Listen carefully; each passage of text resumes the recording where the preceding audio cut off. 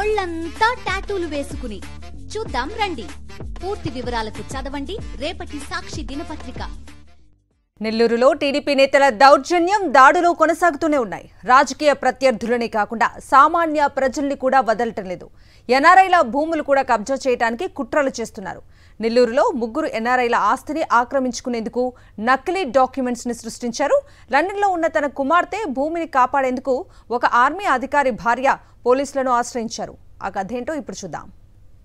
ఏపీలో కూటమి ప్రభుత్వం వచ్చాక రాష్ట్ర వ్యాప్తంగా పచ్చ మూకల దౌర్జన్యాలు దాడులకు హద్దే లేకుండా పోతోంది.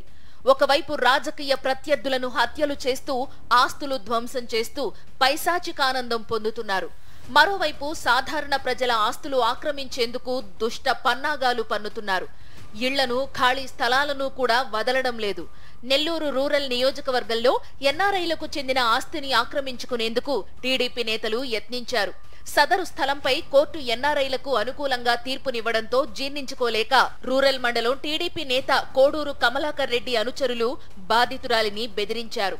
MP Vemireddy Prabhakar Reddy, rural MLA Kotamreddy Sridhar రెడ్డికి ముఖ్య అనుచరుడుగా ఉన్న కోడూరు కమలాకర్ రెడ్డి ఆధ్వర్యంలోనే బెదిరించారు. టీడీపీ నేతల దౌర్జన్యాలపై లండన్లో ఉంటున్న భూ యజమాని తల్లి విజయలక్ష్మి పోలీసులకు ఫిర్యాదు చేశారు.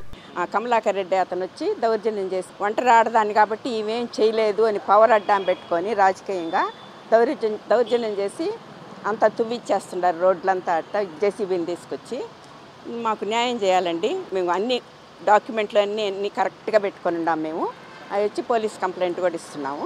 అన్ని కోర్టులో వాళ్ళు కేసెస్ని కూడా అన్ని డిస్మిస్ అయిపోయి మాకు అనుకూలంగానే వచ్చిండే. ఈ ఫోర్జరీ కేసులు ఏదేదో ట్రై చేశారు వాళ్ళు.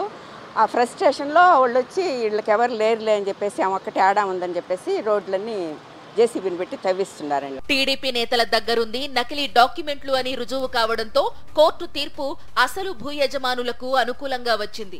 దీంతో కమలాకర్ రెడ్డి అనుచరులు 100 మంది లేఅవుట్లోకి ప్రవేశించి దౌర్జన్యాలకు దిగారు.